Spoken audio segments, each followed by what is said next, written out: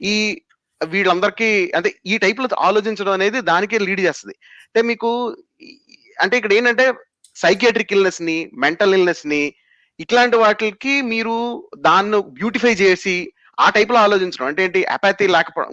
Other side of spectrum లో చాలా sociopathic గా ఆలోచిస్తున్నాడు అనుకోండి ఎవడన్నా, అపాథీ లేకపోవడం, సారీ అపాథీ కలిగి ఉండడం, అలాగే ఏంటంటే మీకు ఎంపతి లేకపోవడం, సహానుభూతి లేకుండా మనం చేసే పనులకి పర్యవసానాలు అనేవి మనకు బాధ్యత ఉంటుందని అనకుండా ఈ టైప్ లో ఆలోచించకుండా ఉండడానికి ఇది మంచి ఏమంటారు, ఇది మంచి బేసిస్ అవుతుంది ఈ అంటే ఆత్మజ్ఞానం కానీ స్థితప్రజ్ఞత అనేది కానీ. అంటే ఇది ఎలాంటిదంటేనండి, సైకో గాళ్ళ యాక్షన్ ని గ్లోరిఫై చేయడం అనమాట.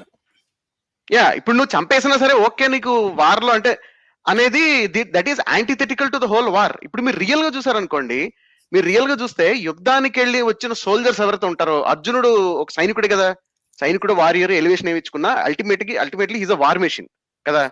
ఎవరైతే ఇలా సోల్జర్స్ ని వార్ మెషిన్స్ కింద ట్రైన్ చేసి వెళ్ళి మీరు నువ్వు వీళ్ళు చంపేని వస్తారో, వాళ్ళు వార్ అయిన తర్వాత severe post traumatic stress disorder లో ఉంటారు తెలుసా, PTSD లో ఉంటారు. That is a big issue real world లో, రియల్ ప్రపంచంలో చెప్తున్నాను నేను. సో మీరు మహాభారతం యుద్ధం కానివ్వండి, ఏ ఏ యుద్ధం తీసుకోండి, ఆ యుద్ధంలో పాల్గొని ఆ యుద్ధం చేసిన వాళ్ళకి యుద్ధం తర్వాత విపరీతమైన పోస్ట్ ట్రామాటిక్ స్ట్రెస్ వస్తుంది. అశోకుడికి కూడా వచ్చింది.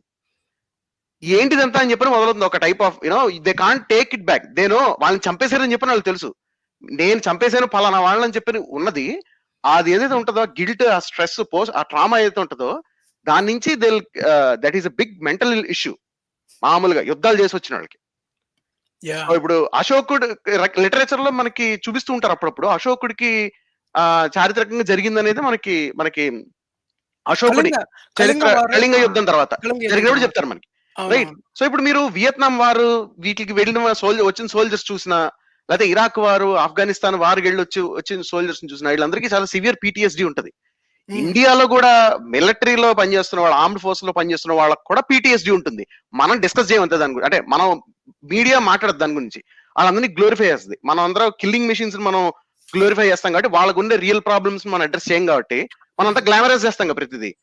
సో అట్లాగా ఇది కూడా అట్లాగేనండి, అట్లాగే అవుతుంది. సో యాక్చువల్ ఇష్యూస్ గురించి ఏం మాట్లాడేది భగవద్గీత అనేది, అందుకే ఇది ప్రాక్టికల్ గా వేస్ట్ ఇది. ఇప్పుడు చూడండి, జాక్సులి అని ఉంటాడు మన దీంట్లో, ఇది అవతార్ మూవీలో. అవును, జాక్సన్ ఉంటాడు వాడు, PTSD మీద ఉంటాడు వాడు. ఉంటాడు, కానీ ఫస్ట్ సారి వారికి వెళ్ళినప్పుడు ఎలా చెప్తారు కదా, everything that is in that out side of that fence is trying to kill you. మనం వెళ్ళి వాళ్ళని చంపాలన్నప్పుడు ఎస్ నేను, ఎందుకంటే ఇతనికి ఒక బెనిఫిట్ ఉంటుంది, గుర్తుందా నీకు, రియల్ లెగ్స్ ఇస్తానని చెప్తే వెళ్తాడు కదా. కానీ అక్కడికి వెళ్ళిన తర్వాత అక్కడ కనెక్ట్ అవుతారు. కనెక్ట్ అయిన తర్వాత అప్పుడు తెలుస్తుంది మనం ఒక టెరిటోరియల్ గా వీళ్ళ దాన్ని మనం ఆక్యుపై చేస్తున్నాము, ఇదంతా ఏంటి అది వాళ్ళ టెరిటరీ అని. అక్కడి నుంచి వెళ్ళి చూసిన తర్వాత ఇక్కడ దీన్ని ప్రకృతి ఇక్కడ చాలా కనెక్ట్ అయి ఉంది, దీన్ని మనం డెస్ట్రాయ్ చేయడానికి వీల్లేదని బ్యాక్ వచ్చిన తర్వాత, ఇప్పుడు ఈ ఆర్మీ వాడి యొక్క నీతి బోధలు ఎలా ఉంటాయో చూసారా మనకి. మా బాహుబలిని నాతో వచ్చేదెవరు, నాతో చచ్చేదెవరు అని చెప్పినప్పుడు అందరూ పద చేసేద్దాం అని ఫీల్ అవుతారు కదా. సేమ్ అటువంటి యుద్ధానికి పురుగులిపే టైప్ ఆఫ్ ఫిలాసఫీ అన్నమాట భగవద్గీతలో కూడా.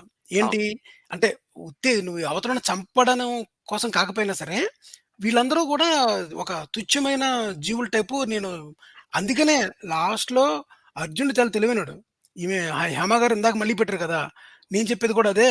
అర్జునుడికి ఏం పెడుతున్నారు, అర్జునుడికి ఇదే యుద్ధం కొత్త కాదు, మీరు చెప్పింది చెప్తుంది ఆమె.